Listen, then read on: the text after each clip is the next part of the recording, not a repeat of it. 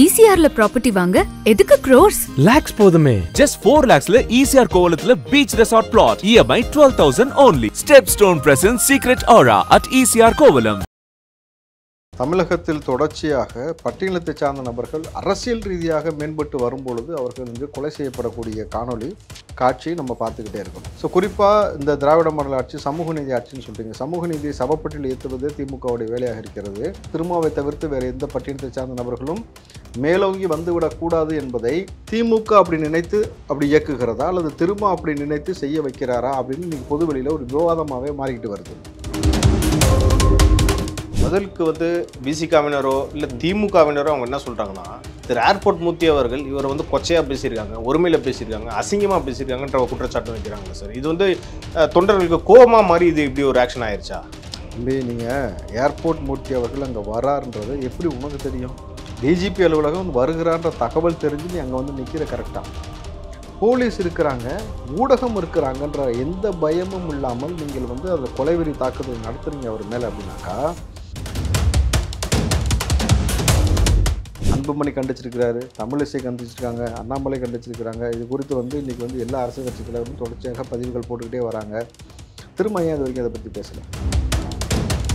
DGP அலுவலக வாசல் வச்சு நடந்திருக்கு, யார் அடித்தாங்கன்றதோடைய எல்லா ஃபுட்டேஜ் இருக்குது. அவன் திரும்ப வாழ்க்கைன்னு வேறு அந்த இடத்துல சொல்லிகிட்டு இருக்கிறானுங்க. இந்த நொடி வரை ஏன் கைது பண்ணல? கண்ணுக்கு முன்னாடி இவ்வளவு ஆதாரம் இருந்து அந்த 4 பேரை கைது பண்ணி சிறையில் அடைக்காது ஏன்? இப்போ இன்னும் சொல்லப்போனால் நான் மூர்த்தி அவர்களை சந்தித்து பேசிட்டு தான் வரேன். அவர் சொன்னது, ஒருவேளை என்னை கொலை செய்தால் அது திருமாவளவன் தான், அவர் தான் செய்வார், அவருடைய டீம் தான் என்னை செய்யும் அப்படின்றத பகிரங்கமாக இன்றைக்கி வந்து ஊடகத்துலேயும் பதிவு பண்ணார், என்கிட்டையும் உட்காந்து பதிவு பண்ணார்.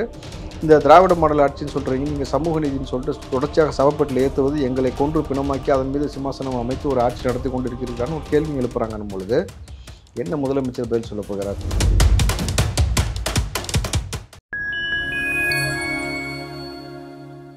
ஃபைன் டைம் மீடியா நேயர்களுக்கு வணக்கம். இன்று நம்மோடு இணைந்திருப்பவர் திரு ராவுத்தர் இப்ராஹிம் அவர்கள். வாருங்கள், அவரிடம் அரசியல் சார்ந்த பல்வேறு கேள்விகளை முன்வைக்கலாம். வணக்கம் சார். வணக்கம் தேவ். சார், டிஜிபி அலுவலகத்துக்கு முன்னாடி இன்னைக்கு வந்து புரட்சி தமிழகம் கட்சி தலைவர் திரு ஏர்போர்ட் மூர்த்தி அவர்கள் வந்து விசிகாவினர் வந்து தாக்கியிருக்காங்க. இது ரொம்ப இன்னைக்கு பேசு பொருளாக இருக்குது சார். ஏன்னா தலைவர்கள் அண்ணாமலை நிறைய பேர் வந்து அதுக்கு கண்டனமும் தெரிவிச்சிருக்காங்க. இன்னைக்கு பிரச்சாரத்தில் கூட எதிர்க்கட்சி தலைவர் திரு எடப்பாடி பழனிசாமி அவர்கள் இது கண்டித்து பேச போகிறதா ஒரு தகவல் வந்திருக்கு. எப்படி சார் பார்க்குறீங்க இதை? தமிழகத்தில் தொடர்ச்சியாக பட்டியலத்தை சார்ந்த நபர்கள் அரசியல் ரீதியாக மேம்பட்டு வரும்பொழுது அவர்கள் இங்கு கொலை செய்யப்படக்கூடிய காட்சி நம்ம பார்த்துக்கிட்டே இருக்கிறோம்.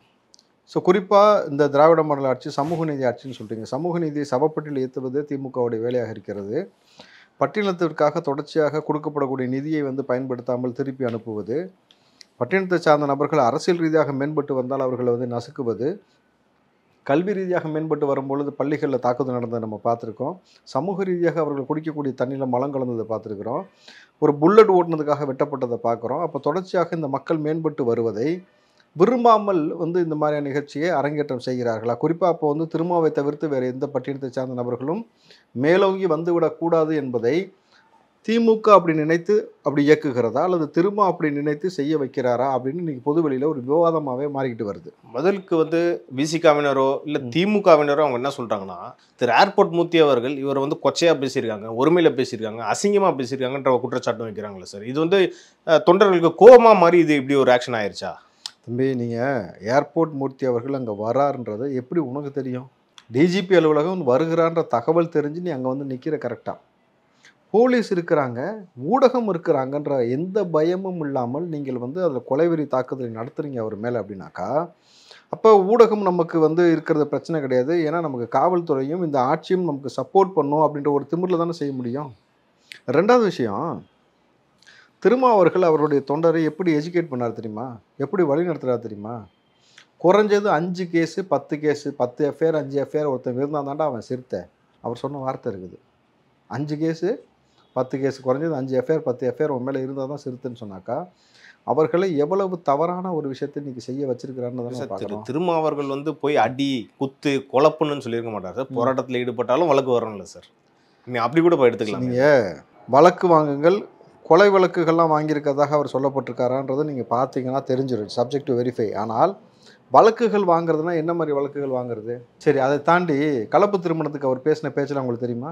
கலப்பு திருமணம் முடிச்சு கொள்றதுல வந்து சிக்கல் கிடையாது. அதை எப்படி முடிச்சுக்க சொன்னார்னு உங்களுக்கு தெரியுமா? அவர் பேசின காணொலியெல்லாம் உங்களுக்கு தெரியுமா? ஆரம்ப காலத்தில் எந்த மாதிரி இடத்துல வந்து பெண்களை வந்து கலப்பு திருமணம் முடிச்சு கொண்டான்னு சொல்லி பேசின விஷயம் இதெல்லாம் பார்த்தீங்கன்னா, சரி இவ்வளோ நடந்துருச்சுல. இன்றைக்கு அன்புமணி கண்டிச்சிருக்கிறாரு, தமிழிசை கண்டிச்சிருக்காங்க, அண்ணாமலை கண்டிச்சிருக்கிறாங்க. இது குறித்து வந்து இன்றைக்கி வந்து எல்லா அரசியல் கட்சி தலைவரும் தொடர்ச்சியாக பதிவுகள் போட்டுக்கிட்டே வராங்க. திரும்ப ஏன் இது வரைக்கும் அதை பற்றி பேசலை?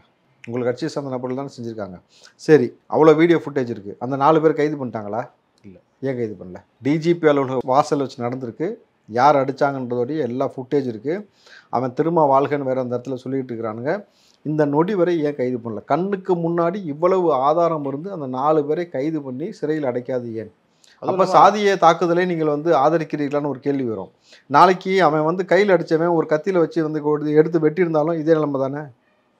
நேரம் நோமோர் மூர்த்தியாக இருப்பார். கரெக்டுங்களா? இந்நேரம் மூர்த்தி அவர்கள் இருந்திருக்க மாட்டார். அப்போது இவ்வளவு பெரிய தாக்குதலை திட்டமிட்டு ஒருத்தர் அரங்கேற்றம் பண்ணும் பொழுது இந்நேரம் காவல்துறை துரித நடவடிக்கை எடுத்து கைது பண்ணியிருக்கணுமா, பண்ணிக்கக்கூடாது? அப்போது ஆளுங்கட்சி கூட்டணி கட்சியாக இருக்கக்கூடிய நபர்களுக்கு காவல்துறையை மௌனித்து போக திமுக அறிவுறுத்தி இருக்கிறதான்னு ஒரு கேள்வி இருக்குல்ல.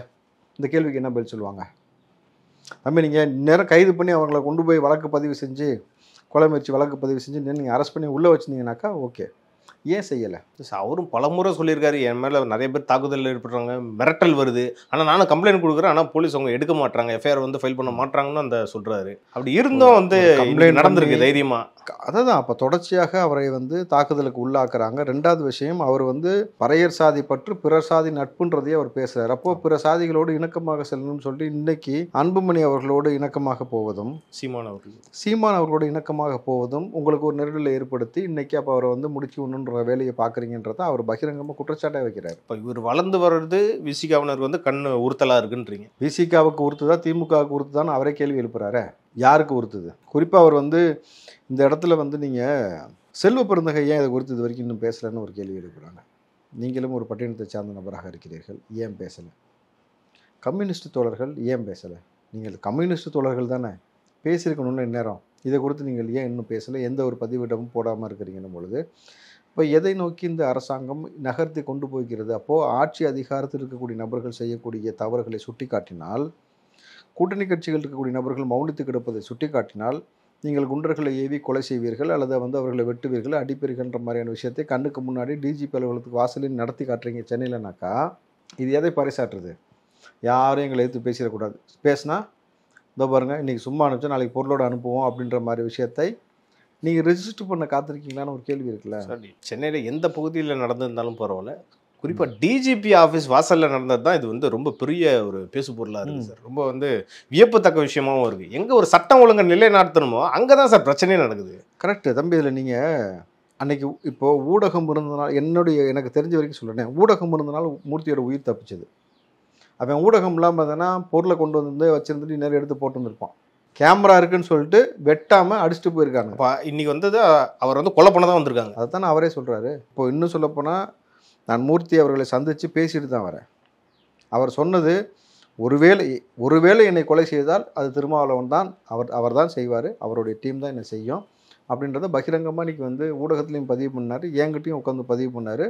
இந்த திராவிட மாடல் ஆட்சின்னு சொல்கிறீங்க, நீங்கள் சமூக நீதினு சொல்லிட்டு தொடர்ச்சியாக சவப்பெட்டில் ஏற்றுவது, எங்களை கொன்று பிணமாக்கி அதன் மீது சிம்மாசனம் அமைத்து ஒரு ஆட்சி நடத்தி கொண்டு இருக்கிறீர்களான்னு ஒரு கேள்வி எழுப்புறாங்கன்னும் பொழுது என்ன முதலமைச்சர் பதில் சொல்ல போகிறார்? சரி, உடனே வந்து எது நடந்தாலும் சட்ட ஒழுங்கு பிரச்சனை உடனே முந்திக்கிட்டு வந்து பேசக்கூடிய சேகர்பாபு, மாசுவாக இருக்கட்டும், முதலமைச்சராக இருக்கட்டும், துணை முதலமைச்சராக இருக்கட்டும், யாருமே எதுவுமே பேசலையே. டிஜிபி அலுவலகத்துக்கு வெளியில் நடந்திருக்கு. சரி, ஏதாவது ஒரு காவல் உயர் அதிகாரி இது குறித்து பேசியிருக்கீங்களா அது வரைக்கும்? ஏன் இன்னும் பேசலை? அங்கே ஒரு காவலர் அல்லாடுறாரு, கடந்த ஒரே ஒரு ஆள் போய் தடுத்து நிப்பாட்டி அவங்கள தள்ளி ஸ்டாப் பண்ணுறதுக்கும் ஒன்றுமே பண்ணாமல் அவர் பாட்டு நின்றுட்டு இருக்கிறாரு. அவருக்கு ஒரு பயம் ஏற்படுது. ஏன் தெரியுமா?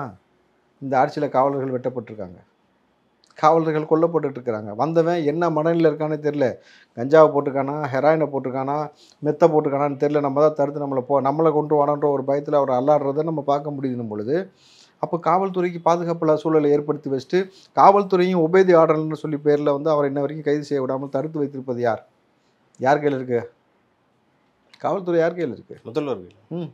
என்ன செய்றீங்க? இப்போ இதுதான் நிலைமை. அப்போது உங்களை எதிர்த்தால் கொலை செய்வதற்காக தயாராக்கி ஆள் அனுப்பக்கூடிய வேலையை செய்வீர்கள். அதே சமயத்தில் நீங்கள் கேமரா இருந்ததுனால, அத்தனை ஊடகத்துக்கு முன்னாடி கேமரா இருந்ததுனால மூர்த்தி அவர்களை வெட்டலை, குத்தலை, இன்றைக்கி அடித்ததோடு கிளம்பி போயிருக்கிறாங்க.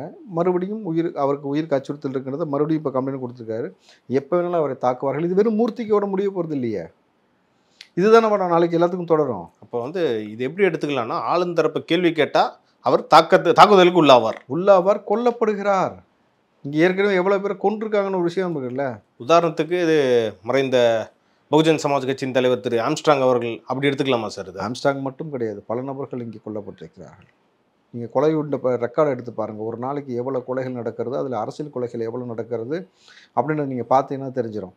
மணல் கொள்ளையை தடுத்த விஓக்கள் வெட்டி கொல்லப்பட்டிருக்கிறார்கள், இராணுவ வீரர்கள் வெட்டி கொல்லப்பட்டிருக்கிறார்கள், தாசில்தார் காரோட ஏற்றிருக்கிறானுங்க, ஆர்டிஓவை காரோட வச்சு ஓய்வு பெற்ற காவலர் கூட இப்போ சமீபத்தில் இருந்தாங்க. அப்போது தொடர்ச்சியாக 2 விதமான குழப்பம் இருக்குது. அவன் வந்து எந்த மனநிலையில் வந்திருக்கிறான், கஞ்சா அபின் ஹெராயினை யூஸ் பண்ணியிருக்கிறான், அதை தாண்டி அவனுக்கு பயம் இல்லை. பாருங்களேன், டிஜிபி அவங்க அலுவலகத்துக்கு வெளியில் வச்சு நம்ம அடிக்கிறோமே, நம்ம கையை காலை உடச்சி மாவு கட்டு போகிற செய்திகள்லாம் தொடர்ச்சியாக பார்க்குறமேன்ற எந்த பயமும் இல்லைன்னா, நீ போட நான் பார்த்துக்கிறேன்டான்னு சொல்லி அனுப்பிச்சாங்களான்ற ஒரு சந்தேகத்தை இன்றைக்கி எழுப்புறாரு மூர்த்தி.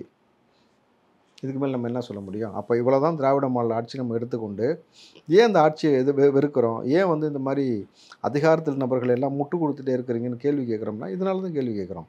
நீங்கள் பட்டியலத்து சமூகத்திற்காக போராடுறேன்னு சொல்லக்கூடிய திரும்ப நீங்கள் உங்கள் சமூகத்தை சார்ந்த ஒரு நபரையே வந்து இந்த மாதிரியான விஷயத்தை வந்து தாக்குதலுக்கு உள்ளாக்குவதை செய்யலாமா?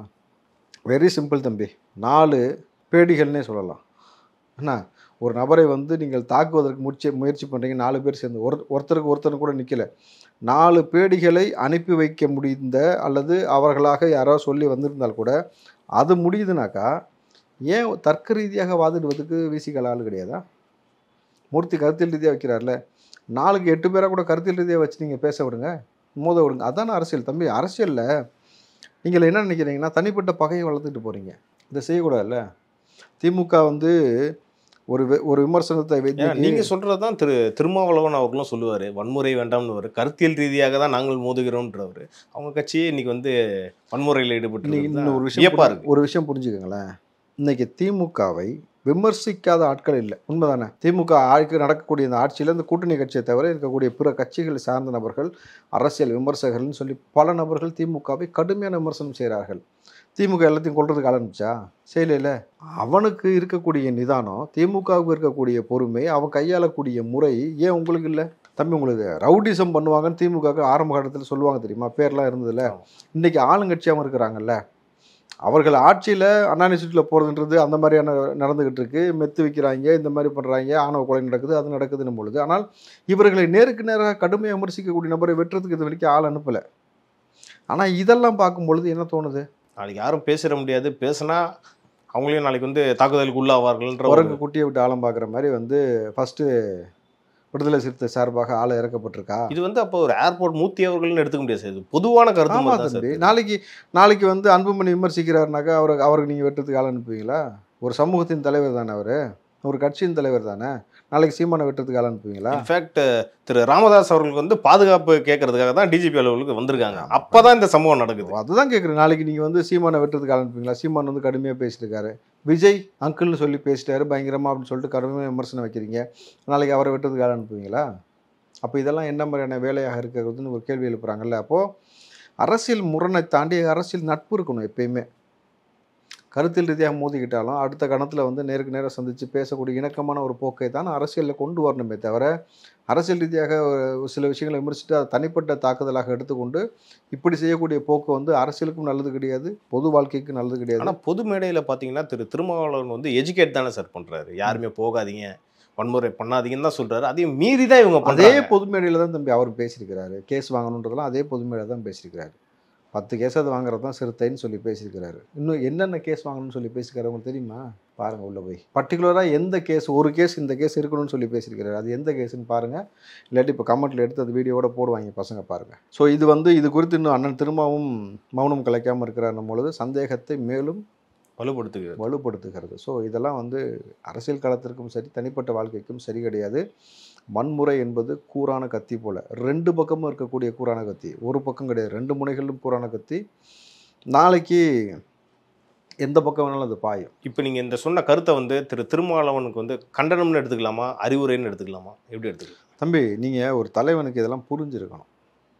இது நீங்கள் புரியாமல் அரசியல் செய்யவே கூடாது. நான் தான் சொல்லிட்டேன்ல, இது நாளைக்கு இந்த வன்முறையினால தான் உங்கள் சமூகம், சொந்த சமூகம் பாதிக்கப்பட்டதை நீங்கள் உணர்ந்திருக்கீங்க. திரும்ப அவர்கள் வேங்கவேலில் அந்த மாணவ பிள்ளைகளுக்கு ஏற்பட்ட பிரச்சனை இருக்குல்ல, அவங்களுக்கு நடந்த விஷயமா இருக்கட்டும், நாங்குநேரியாக இருக்கட்டும், புதுக்கோட்டையாக இருக்கட்டும், தொடர்ச்சியாக நடந்த புல்லட் ஓட்டுனதுக்கு வெட்டினதாக இருக்கட்டும், கபடி விளையாண்டதுக்காக வெட்டினதாக இருக்கட்டும், இதையெல்லாம் பார்த்து பார்த்து பழகிட்டு அதே சொந்த சமூகத்திற்கு இப்படி ஒரு பிரச்சனையை உங்கள் தரப்பில் இருக்கக்கூடிய நபர்கள் கொடுக்குறார்கள் பொழுது கண்டிக்க வேண்டிய முதலாளாக நீங்கள் வந்து நின்றுக்கணும்.